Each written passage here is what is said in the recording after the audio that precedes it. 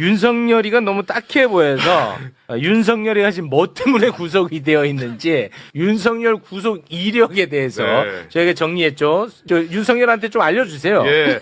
자, 작년 1월 19일 내란수계 혐의로 구속이 됐고 3월 7일날 이제 구속 취소가 돼서 우리가 화가 많이 났죠. 네. 그런데 이제 7월 10일 체포방해 혐의로 구속이 되고 또 올해 1월에 일반 이적 혐의로 구속됩니다. 그러니까 지금은 일반 이적 혐의로 현재.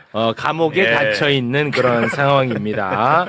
자, 그러면은 구속 만료와 관련해서 우리 법조인분들이 좀 알려주셔야 될 것 같아요. 일단은 1심, 2심, 3심 각 심급에서 6개월까지 이제 구속을 할 수가 있습니다. 예. 그래서 1심에서 6개월까지 하고 2심 올라가면 다시 6개월이 시작되고 6개월 연장이 가능하군요. 네, 연장이 계속 가능합니다. 원래는 이제 2개월 해서 두 차례에 걸쳐서 더 이제 연장이 가능하기 때문에 총 6개월. 어쨌든 총 6개월이라고 생각하시면 되시고요. 네. 그런데 지금 4가지 사유로 지금 기소가 되지 않았습니까? 그렇기 때문에 계속해서 저게 이제 교차로 계속 진행이 됩니다.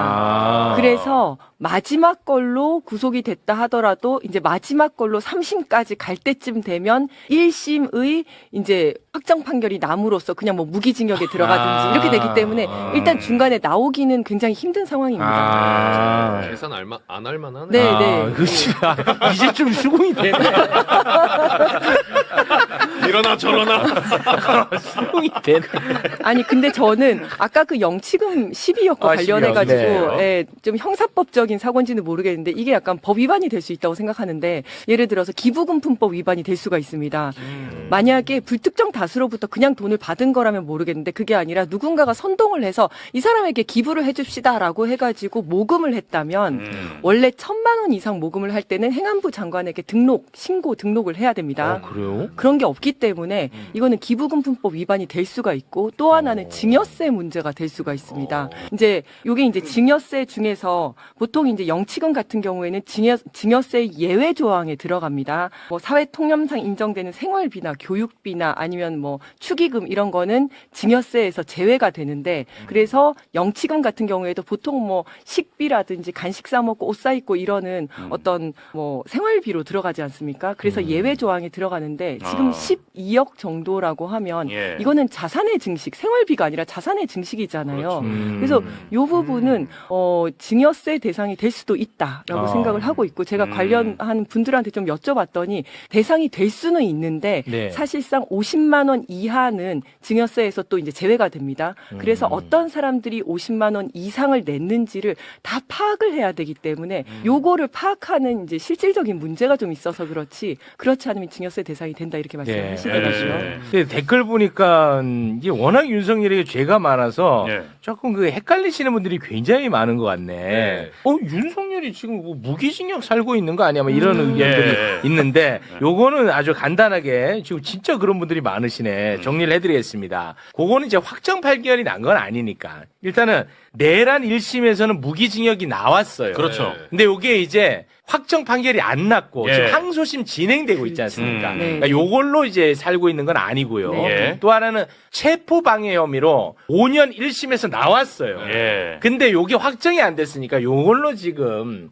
살고 있는 건 아닙니다. 네. 체포방해는 어제 이제 또 네. 특검이 다시 10년 구형을 한 상태고. 10년 구형 네. 이제 선고가 이제 곧 나오겠죠. 네. 그러니까 대법 확정 판결이 있어야 일단 그걸로 또 사는 거다라고. 그렇습니다. 자, 윤석열 죄가 많으니까 모두가 힘들다. 헷갈린다, 나도. 네. 재판이 8개예요. 예, 8개입니다. 그 가운데 하나 오늘 잠깐 좀 짚어볼까요? 왜냐? 예. 이거는 국민의힘에게 매우 중요한 재판이기 때문입니다. 100만 원 이상의 벌금형이 나오면 국민의힘이 400억을 토해내야 돼. 토해내야 됩니다. 그래서 이게 중요한 재판이야. 2022년 대선 당시 윤석열이가 허위사실을 공표했다는 이유로 공직선거법 위반 혐의로 지금 재판을 받고 있거든요. 예. 거기 이제 얼마 전에 시작이 돼가지고 어제 이제 두 번째 재판이 열렸어요. 자, 일단 다시 혐의만 잠깐 소개를 해주시겠습니까? 자, 윤석열의 공직선거법 관련해서 혐의가 뭐냐? 관훈클럽 초청 이제 관련해서 거기서 허위 발언을 한 건데 첫 번째. 윤우진 전 용산세무서장에게 변호사를 소개한 사실이 없다. 요거는 뭐 녹취가 있으니까 뭐 아웃이고. 요 이야기 했었고 또 하나. 요건 빼박입니다. 건진법사 전성배 씨를 관계자로부터 소개를 받았고 김건희랑 함께 만난 사실이 없다라는 이야기도 했었습니다. 그렇습니다. 서부경에서. 김건희랑 건진법사를 함께 만난 사실이 없다. 근데 이건 특검이 이건 거짓말이다. 예. 라고 해서 이제 기소를 한 거거든요. 예, 예. 그렇죠. 그런데 어제 윤석열이가 재판정에 나와서 수사하기 많이 힘드시죠? 네. 판결하기 많이 힘드시죠? 제가 가르마 타드립니다. 제가 도와드릴게요. 하면서 자백을 아무도 이건 뭐 연어도 안 사줬는데 회유도 안 했는데 그냥 자백해버렸습니다. 예. 재판부에서 물어봤습니다. 법당에서 김건희랑 같이 전성배 씨 만난 적이 있냐? 라고 물어봤는데. 이게 핵심 질문이잖아. 예, 본인은 이제 만난 사실이 없다라고 했었잖아요, 과거에는. 네. 그런데 어제 중앙지검 시절인지 검찰총장 시절인지 그 전성배 씨 집이라는 곳에 와이프랑 간 적은 있습니다. 그리고 또 와이프랑 전성배 씨, 또 전성배 씨가 데려온 사람이 집으로 한번 또 온 적이 있습니다. 라고 이야기를 이거 뭐 끝났네 뭐. 해버렸다. 예, 예. 자기가 얘기했으니까. 자백. 자백. 예, 끝났죠? 저는 이걸 보면서 그 와이프에 대한 찐사랑이 아닌가 약간 이런 생각이 들었었는데 예. 그러면서 마지막에 뭐라고 했었냐면 내가 얘기를 했기 때문에 이제 김건희 씨를 증인으로 부를 필요가 없다. 와. 이런 얘기를 했거든요. 그러니까 자기 이제 부인이 또 나오면 이제 화장 안 한 모습에 머리 흰머리 난 모습에 안경 쓰고 이제 막 이렇게 관리 안 된 모습으로 나오면 사람들이 또 막 카메라 터뜨리고 이러잖아요. 그런 거에서 또 보호해주기 위해서 본인이 그냥 다 자백해 버린 거 아닌가 이런 생각이 좀 들었습니다. 무서워서 아니에요? 무서워서. 무서워서. 그래서 네, 아무튼 요거는 뭐 깔끔하게 정리가 될 것 같고 예. 아니면은 지금 킴에서 절연한다고 해가지고 진짜. 새끼들 봐라. 아우야. 나 만날 수다. 김건희랑 나 만날 수다. 국민의힘 400억 초회되라. 아. 이거 아닌가 싶어. 국민이 너무 비워서. 아 요새 하도 뭐 그러네. 윤석열을 절연한다, 전륜한다 그럴 수 하니까 있겠네. 이 사람이 열받으니까. 예. 이거 계속 절연 프레임으로 가면 이제 다음 재판에 나와서는 그러네. 사실 제가 뭐 추가적으로 선거 캠프도 제가 하나였겠습니까? 요 말을 버리면 끝이지. 그러면 그냥 국민의힘 손가락 넣는 거야. 400억 토해내는 거야. 예. 400억. 그거 좋다. 네, 이거 본인은 웃을 일이 아닙니다. 예. 본인은 어차피 탈당했으니까요. 맞아요. 네. 네. 그리고 본인이 국민의힘 입당하기 전에 약속한 게 있어요. 국민의힘 뽀개버리겠다고. 약속한 게 맞아. 있어요. 뽀개버리겠다고. 예. 쥐약 먹은 새끼들 내가 뽀개버리겠다. 맞아, 그 이야기 했어요. 예. 아이고 윤석열이 대단합니다. 마지막까지 대단히 고맙습니다. 자 그러면 김건희 소소한 범죄 하나만 좀 이야기해 볼까요? 소소한 범죄. 좀 전달해 줄 수 있을까요? 네, 소소해. 어제 나온 뉴스인데 2차 종합특검이 관저 이전 공사 관련해서 김건희 씨가 또 다른 명품을 수수한 정황을 확인했다. 그래서 그 관련 업체를 압수수색 중이라고 어제 입장을 냈습니다. 네. 그 디올이라는 브랜드를 진짜 좋아하나. 아, 그런가 보네요. 네, 패션 업체로부터 디올 옷을 옷. 또 받았다고 아. 하는데 관련해서 2차 종합 특검이 브리핑한 모습 잠깐 보고 오겠습니다. 대통령 관저공사와 관련하여 김건희 씨가 명품을 추가로 수수한 구체적인 정황을 확인해서 현재 관련 업체 사무실과 대표 주거지에 대한 압수수색을 진행하고 있습니다. 네. 근데 뭐, 패션 업체랑 관저 이전이 나도 그거는 네. 좀 연결이 안 되던데. 네. 시점이 비슷하다. 그러니까 그 그것 시점에. 때문에 관저공사를 맡았는데 그 시점이 그 디올 명품을 받았던 옷을 받았던 시점하고 겹치는 걸 보니 네. 그러니까 관저공사에 대한 대가가 아니냐 이렇게 현재로서는 추정하고 있는 거고요. 아. 실제로 그 관련이 있다 이렇게 판단하지는 않은 것처럼 근데 보이고요. 21g 쪽에서도 그 디올을 한번 준 적이 있거든요. 네, 맞아요. 네. 근데 21g이 직접 줬다고 얘기하는 게 아니고 패션 문화업체로부터 받았다. 그러니까 패션 문화업체가 어딘지가 좀 저도 궁금하거든요. 네. 근데 그거는 뭐 여러 가지 방식이 있을 수 있을 거예요. 예. 왜냐하면 21g 쪽에서 뭐 그 와이프하고 그 대표 부인하고 또 관계가 있다고 얘기를 하잖아요. 맞아요. 네. 그러니까 직접 전해주기 어려우니까 돌려서. 엎쳐서 그렇게 예. 해줬을 가능성도 있기 때문에 그런 어느 가능성이나 다 열려 있는 것 같아요. 예. 그러니까 단정적으로 말하기는 어렵고요. 네, 알겠습니다.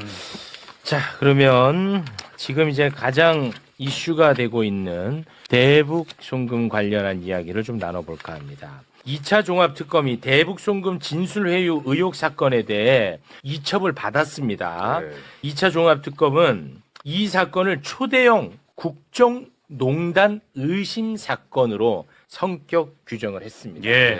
자, 관련한 브리핑 잠깐 보고 오겠습니다. 26년 3월 초순경에 쌍방울 대북송금 사건 관련해서 윤석열 정부 대통령실의 개입 시도를 확인한 바 있습니다. 이에 따라 2026년 3월 하순 서울고검 인권침해 TF에 사건 이첩을 요청한 것입니다. 쌍땡땡 등 특정 사기업이 수사 대상은 아닙니다. 그리고 연어 술파티 의혹도 우리 종합특검의 주요 관심사는 아닙니다. 따라서 국정농단이 종합특검의 수사 대상이자 목적입니다.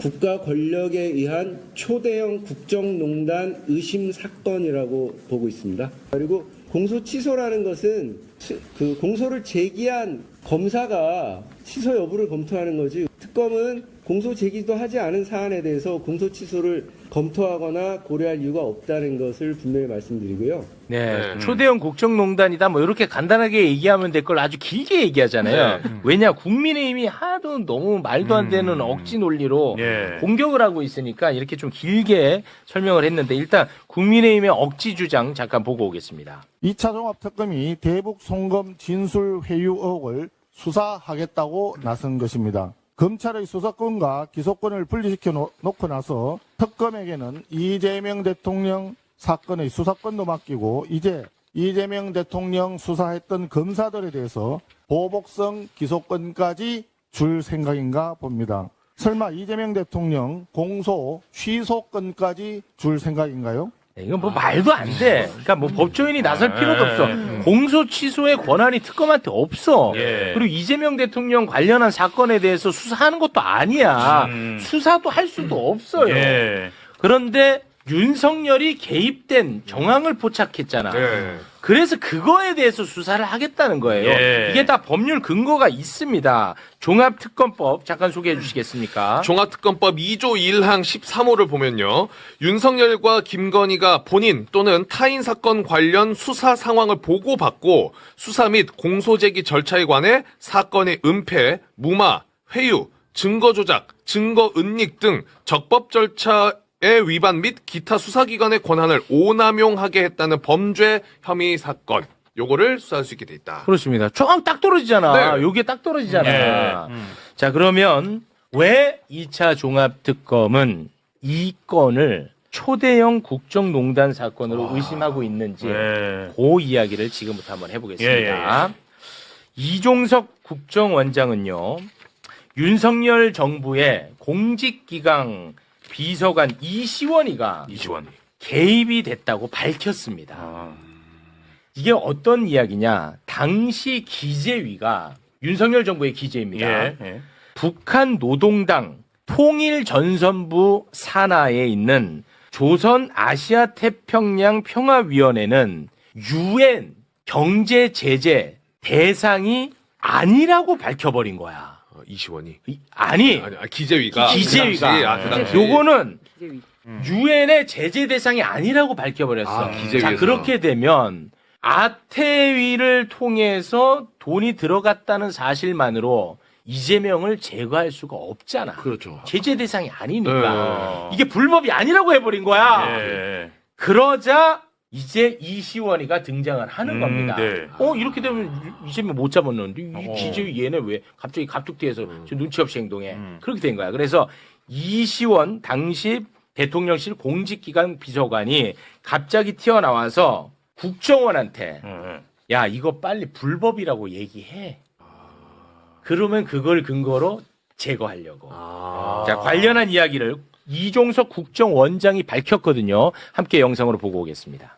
윤석열 정부 공직기강 비서관실이 대북 송금 사건에 대한 관여를 시도한 사실이 밝혀졌습니다. 북한 통전부와 아태위가 조선노동당과 달리 금융제재 대상이 아니라는 기재부 유권 해석이 24년 2월 27일 언론에 보도되자 인사검증과 대통령실 내부감찰을 담당하는 공직기강 비서관실이 이 사안에 관여했습니다. 이시원 당시 비서관은 노동당 산하 조직이 제재 대상이 아니라는 게 납득되지 않는다고 언급했고, 공직기관 비서관실의 요청에 따라 황원진 당시 국정원 차장 측은 제재 대상에 포함된다는 의견을 3월 4일 휴신했습니다. 됐지. 와, 이해됐다. 이시원이가 그러면 완전히 예. 개입된 거잖아. 예. 와, 이렇게 된 거야. 그렇게 얘기하니까 이거 국정원 좀- 차장은 예. 바로 어쩜 이렇게 설명을 잘해요? 근데 이게 맥락을 보면 아는데 네. 2018년부터 남북 관계가 급속도로 좋아지잖아요. 음. 문재인 정부 시절이고. 그러니까 그 당시에는 서로 간에 남북 간에 오고 가는 뭐 지원이라든가 이런 것들이 많았을 시점이에요. 그러니까 북한하고 사이가 굉장히 좋은 상황이었었고 경제 제재도 풀리기만 한다 그러면은 경제 협력도 막 해야 되는 상황이잖아요.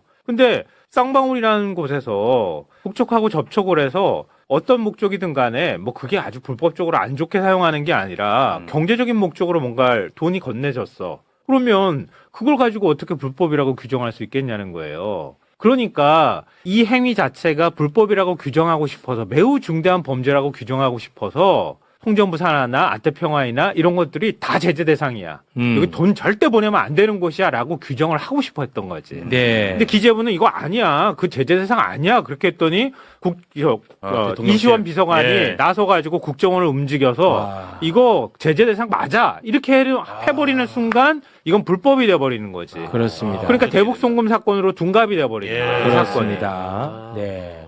혹시 뭐 덧붙일 말씀 좀 있으실까요? 우선 조선아태이가 이제 형식상으로는 민간기구예요. 형식상으로는 민간기구고 보통 저희가 기억하고 있는 대북 사업들, 그러니까 민간 측의 대북 사업들, 예를 들면 현대아산이라든지 이런 대북 사업들은 대부분 조선아태이랑 합니다. 네, 그러니까 기재부 같은 경우는 조선아태이가 제재 대상이라고 하는 순간 향후 대한민국의 민간 수준의 대북 사업은 끊기네. 다 끊겨버린 겁니다. 아. 네, 그래서 기재부에서는 조선아태이가 이 제재 대상이라는 해석을 할 수가 없어요. 네. 네, 할 수가 없고 법리적으로도 마찬가지고 열거주의인데 그 열거 대상에 조선아태이가 없으니까. 네.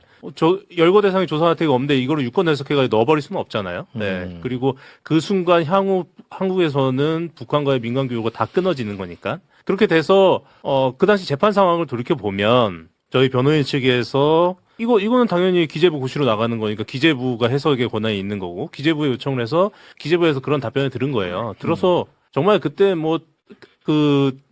끝까지 코너에 몰려있던 상황에서 사실은 한 가지 좀 긍정적인 증거가 나온 건데 나오자마자 검찰에서 밑도 끝도 없이 이거는 국정원이 전문가다.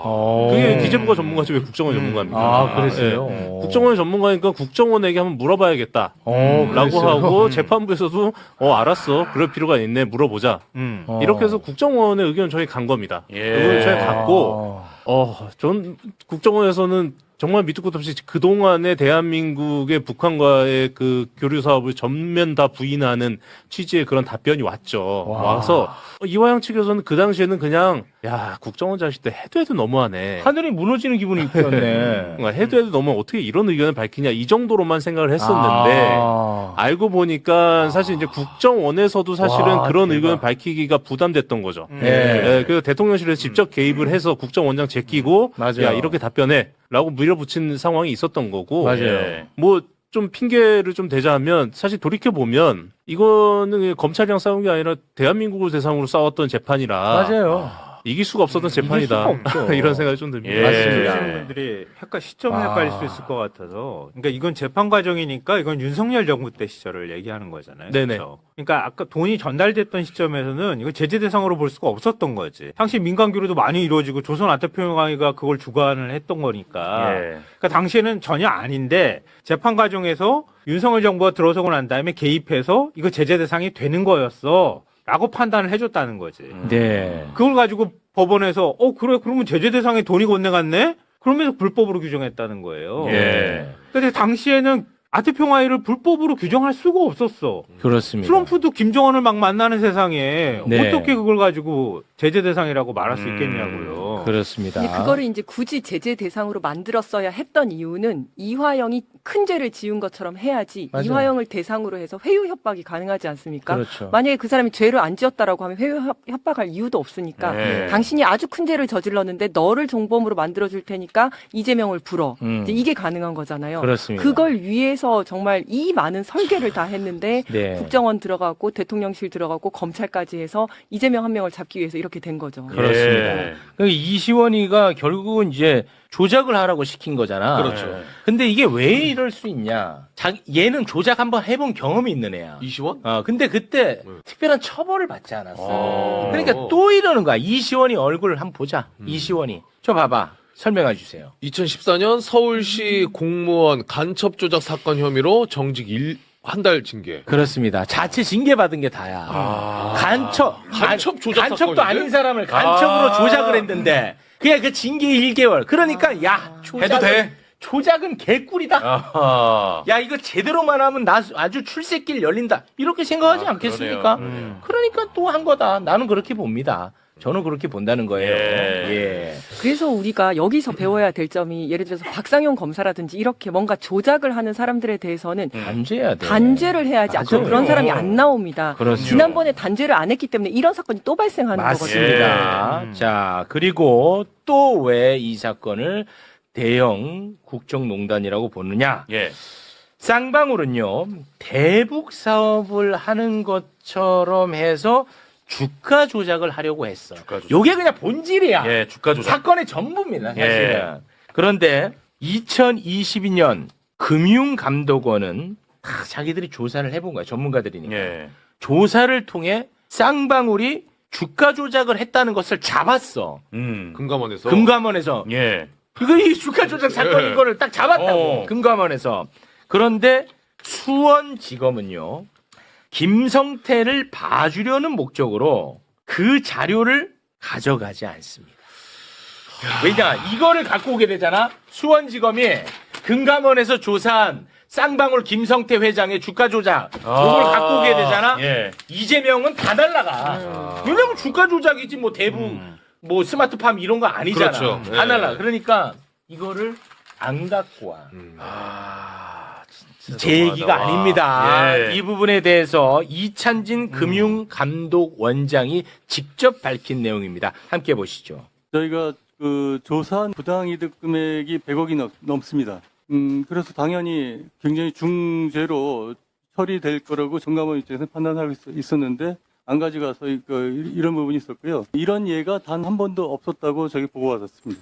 22년 11월 17일 날 수원지검이 금감원에 쌍방울 그룹의 불공정 거래 혐의에 대해서 조사 실시를 요청했고 금감원이 11월 24일 날 즉시 조사에 착수했습니다. 그리고 그 다음엔 23년 1월경에 조사가 완료됐다. 그래서 수원지검을 방문해요. 그래서 쌍방울, 광림, 비비안 세 개사의 부정거래 혐의에 대해서 조사 결과를 설명을 했죠. 그렇죠? 네, 맞습니다. 와. 그러니까 혐의가 100억이 넘는 중죄에 해당하는 혐의인데 압수수색 영장만 발부받아 오면 그 증거 자료를 보내줄 수 있는데 결국 검찰이 그걸 알고 있음에도 불구하고 자료를 안 가지고 갔고 결국 증거가 부족하다는 이유로 불기소 처분했다는 이거 아닙니까? 네.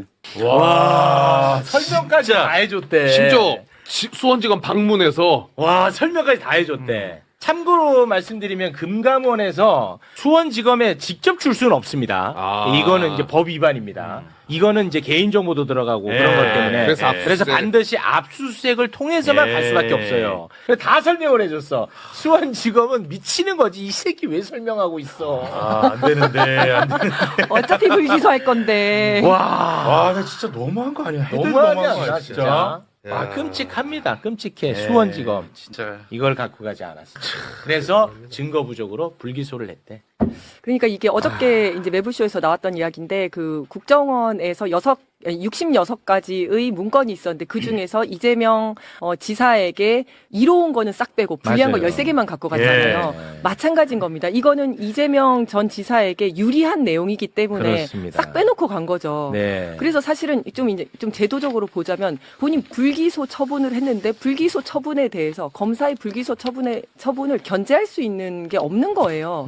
이게 기소했어야 되는데 불기소를 했다. 한데 여기에 대해서 아무도 뭐 이의 제기도 할 수 없고 하는 상황인 거죠. 뭐 그렇습니다. 여기에 대한 견제가 전혀 안 견제 되는 장치가 거죠. 전혀 없습니다. 네. 검찰 개혁에 대해서 진심인 분입니다. 네. 네. 사실 이거는 사건을 이렇게 작게 보면 안 됩니다. 이것보다 훨씬 더 큰 내용이 있는데요. 뭐냐면 이게 애초에 시작이 이재명 그 변호사비 대납으로 시작됐잖아요. 그렇죠. 그게 20억인데 그 20억이 출발점이 쌍방울의 그 전환사채 10입니다. 예, 전환사채 흐름이 이상하다 해가지고 그 중에 20억이 나오는 건데 이게 FIU 금융정보분석원에서 처음에 22년 2월에 이거 포착을 해요. 예, 포착을 해서 이 포착하자마자 대검에 고발 조치를 하고 대검에 고발 조치를 하니까 대검이 이 사건을 어디로 보내냐면 쌍방울이랑 전혀 상관이 없는 수원지검으로 됩니다. 그 당시 수원지검은 이재명 털고 있던 수원지검이죠. 근데 이상거래 포착 고발건을 가지고 오면 지검에서 어떤 상황이 발생하냐면 해당 주체의 금융거래 내역을 다 들여다볼 수 있습니다. 특정해서만 볼 수 있는 게 아니라. 그러니까 내려오니까 수원지검이 쌍방울의 금융거래 흐름을 다 살펴보는 거예요. 다 살펴보서 모든 자료를 입수를 하고 입수한 상태에서 금감원의 주가 조작 혐의 조사를 요청을 해요. 그래서 금감원 원장이 뭐라고 얘기를 하냐면 검찰에서 우리한테 조사 요청을 했는데 조사 요청을 할 때 검찰이 다 알고 있더라. 이런 얘기를 해요. 네, 그러니까 이게 FIU 고발이 대검을 하고 대검이 이거를 사실은 중앙으로 보냈었는데 중앙으로 안 보내고 이재명 털고 있는 수원지검을 보내고 수원지검에서 쌍방울 다 턴 다음에 그 내용을 잡아서 그 금감원에 보낸 겁니다. 그래서 금감원에 조사를 했는데 그 사이에 김성태 뭐 쌍방울 등등 관련된 수사가 진행이 되고 상황이 바뀌어 버렸죠. 상황이 바뀌어 버리고 내용도 파악을 하고 그러고 나니까 이걸 안 가져가 버린 거예요. 안 가져가 버려서 이제 패스트 트랙으로 하는데 패스트 트랙은 행정 이첩입니다. 행정권만 그냥 이첩을 하는 거고 그러면 금감원은 사실은 이렇게 되면 금융위에 보고를 하고 허가 절차를 밟아서 금감원에서 직접 고발을 해야 돼요. 직접 고발을 해야 되는데 그 당시 이복행 원장이 고발 안 하고 묵혀둔 거죠. 그러니까 이거는 수원지검만 잘못한 게 아니라 다 연결돼 있네. 금감원도 작정을 하고 같이 공모를 한 거예요. 와, 그래서 진짜 초대형 국정농단이네. 다 연결돼 있네. 이복현. 이거는 서로가 그 뜻을 같이 하지 않으면 일어날 수 없는 일이잖아요. 이거 지금 말씀하신 거. 네, 맞습니다. 당연한 거 아닙니까? 그러니까 금융정보분석원에서 주가 조작 혐의가 있다 이렇게 판단을 해서 조사한 자료를 넘기면 금융위까지 가서 결국 금감원에서 최종적으로 결정을 해가지고 검찰로 넘겨야 되는데 그렇습니다. 근데 검찰 입장에서 보니까 이게 주가 조작 사건이 되는 거야. 그러니까 안 갖고 갔다는 다 거예요. 이제 흔들려 버려. 행정 이첩만 해서 받고 네. 그러면 그 사건이 진행이 안 되면 금감원에서 나중에 고발 조치까지 가야 되는데 금감원도 그 조치를 안 한 거죠. 그렇게 해가지고 국정원 쪄가지고 이거 제재 대상이 되는 거야 이렇게 만들고 없는 리오남 만들어가지고 집어넣고 그렇습니다. 그러니까 대북송금 사건이 돼버리는 거죠. 네. 좀 무섭습니다. 이거를 어떻게 이기냐고. 지금 모든 권력기관이 다 하나로 뭉쳐가지고 한 사람 죽이겠다고 하는 건데. 그 말단에 있는 게 박상용이야. 그렇죠. 박상용. 그 말단이 박상용. 행동대원으로. 행동대원. 박상용은 그냥 피렘이에요. 행동대원. 박상용 별로 관심거리가 아니야. 이거 큰 구조 안에서 있는 것만 파악하면 박상용 맨 밑에서 그냥 상대하면서 연어 먹이고 술 먹이면서 야, 너 죽으니까 제대로 진술해 이러면서 꼬드기는 그냥 진짜 말단에 있는 사람이에요. 근데 말단 치고는 너무 시끄러워. 그러니까 재질은 굉장히 정말 심각합니다. 왜냐? 가족들을 다 건드렸잖아. 그리고 정치적인 멘토, 스승? 네. 이해찬 총리까지도 털었단 말이야. 그거는 견딜 수가 없는 말단이지, 이거는. 그래서 이 얘기도 꼭 하고는 가야 됩니다.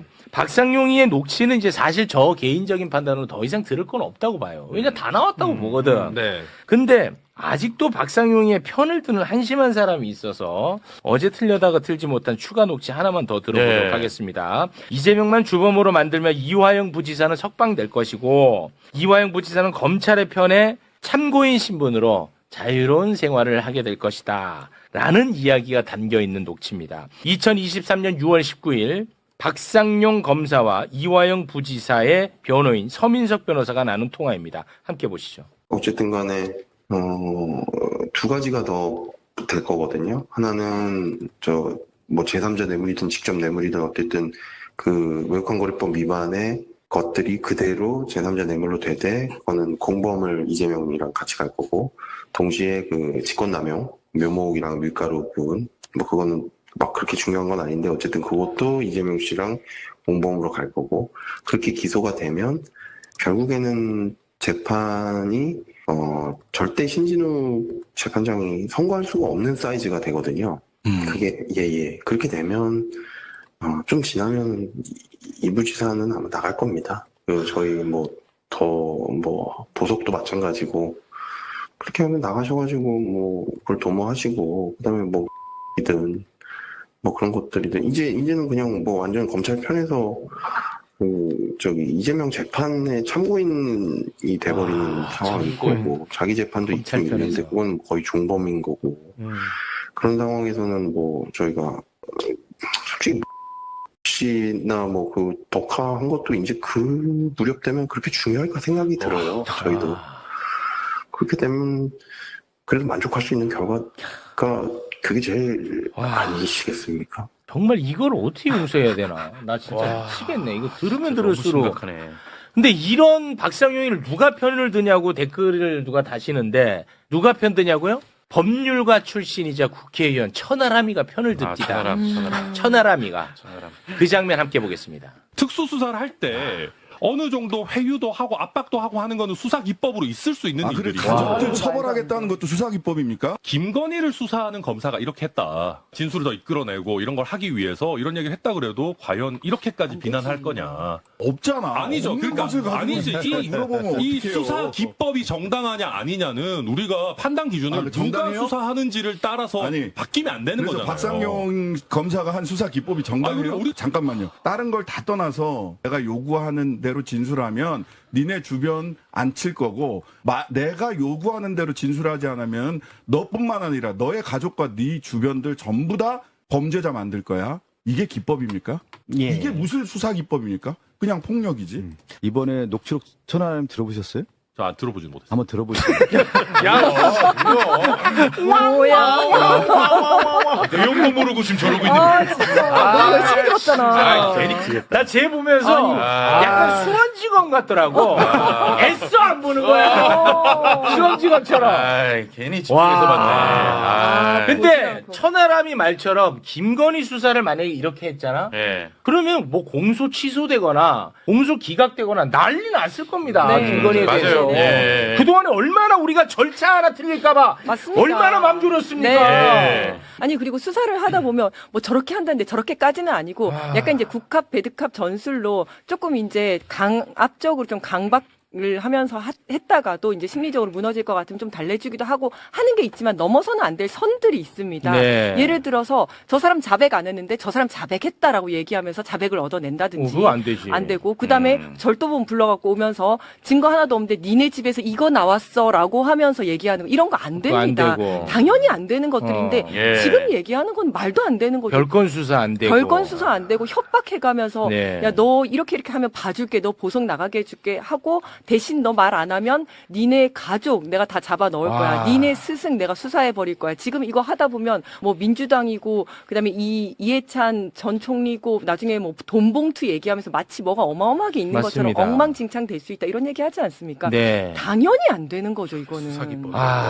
박상용 검사의 관점으로 보면 그렇게 하는데 쉽게 얘기하면 이렇게 되는 거예요. 김성태도 이재명을 잘 모른다 그래. 만난 적도 없어. 그리고 박용철 부회장도 모른다 그래. 만난 적도 없어. 돈은 갔다고 주장하고 싶어. 그럼 그 중간에 있는 고리는 이화영 전 부지사 한 명밖에 없는 거예요. 네. 그럼 이재명을 잡으려면 이화영을 먼저 꼬드기든가 잡아줘야 되는데 이화영 전 부지사 말이 왔다 갔다 하거나 좀 정리가 안 되는 상황이 된 거예요. 그렇게 해야 제3자 뇌물을 걸든가 뭘 할 거 아니에요. 그러니까 당신이 협조하면 제3자 뇌물로 딱 걸어서 거기를 주범으로 만들면 넌 그냥 종범이 되니 그냥 바깥에 풀려나가지고 편히 재판에 가서 참고인이나 하세요. 네. 검찰편에서.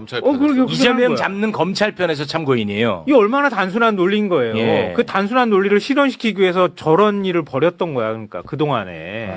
이 당시에 수원지검의 상황을 좀 봐야 될 필요가 있는데요. 사실은 저희가 이제 박상용이 특수부 검사라고 다들 알고 있는데 사실 내용이 좀 다릅니다. 박상용이 요 전에 울산에서 좀 문제를 일으키고 수원으로 넘어오는데 수원 감찰부 소속이었어요. 형사 6부가 특수부인데 감찰부 소속이었는데 박상용이 쌍방울 압수수색을 할 때 영장 유출 사건이 발생을 합니다. 수원지검 내에서. 그 사건 감찰을 박상용이에요. 박상용을 하면서 박상용이 그 사건을 감찰을 하면서 목숨 걸고 한 거예요. 목숨 걸고 해서 지휘부한테 입분을 받아가지고 그래 너 잘하는데 그러면 너 쌍방울 저것도 한번 들어가봐. 그래서 감찰부 소속으로 형사 6부에 가서 일을 합니다. 그래서 이 당시에 이제 박상용은 감찰부 그 얘기 많이 나왔던 이제 송민경 같은 경우는 공공수사부. 그리고 원래 형사 6부에는 한광이라는 검사가 담당하고 있었습니다. 한광희 검사는 인터넷 기사 찾아보시면 수사 중에 뭐 사건 사고 발생한 걸로 유명하신 분입니다. 이렇게 돼 있었는데 여기에 형사 6부에 박상용이 그 꽂혀서 들어간 거예요. 해결사로. 네, 꽂혀서 들어갔으니 이 양반이 얼마나 의욕을 갖고 열심히 일으켰습니까. 그리고 지금 여기서 이름이 나오는 게 이제 감찰부 공공수사부 형사 6부가 나오잖아요. 그러니까 얘네들을 다 통솔할 수 있는 거는 사실은 가장 낮게 봐도 차장이죠. 그리고 차장 수준을 넘어서서 지검장으로 봐야 되고 사실 서민석 변호사가 이미 그 이후에 부장과 지검장한테 전화를 받았다라고까지 얘기했잖아요. 네, 그러니까 지검장 수준에서 다 진두지휘 된 거예요. 그러니까 우리가 또 이걸 보면 무슨 대통령실하고 국정원, 금감원, 검찰까지 해서 야 국가 전체가 막 여기 이재명 죽이기에 다 이제 들어갔네라고 얘기를 하지만 그 핵심에 있는 사람들은 결국 다 검사 출신들입니다. 맞습니다. 네. 예. 그게 그래서 예, 검사들이 검사하면서 네. 검사했던 짓을 또 검사한 겁니다. 그냥 네. 각 포인트에 가서 주요 그 배치 요소에 가서 윤석열이 시키는데 아니 저는 이제 윤석열이 그 설계자가 윤석열이지 않을까라고 생각을 하는데 네. 대통령실 윤석열이 시키는 대로 이시원 검사 출신 공직기강 비서관이고요. 국정원의 유도윤 감찰부장도 검사 출신이고 네. 또 금감원의 이복현 그 금감 원장도 검사 출신. 검찰 출신이고 이 검사 출신들을 왜 요소요소에 다 박아놨겠습니까? 자기가 필요할 때 이런 식으로 쓰기 위해서 박아놓지 않았겠습니까? 네, 진짜 대단하다. 이제는 정말 그야말로 처벌의 시대가 왔습니다. 처벌의 시간. 예, 박살 내야 됩니다. 네.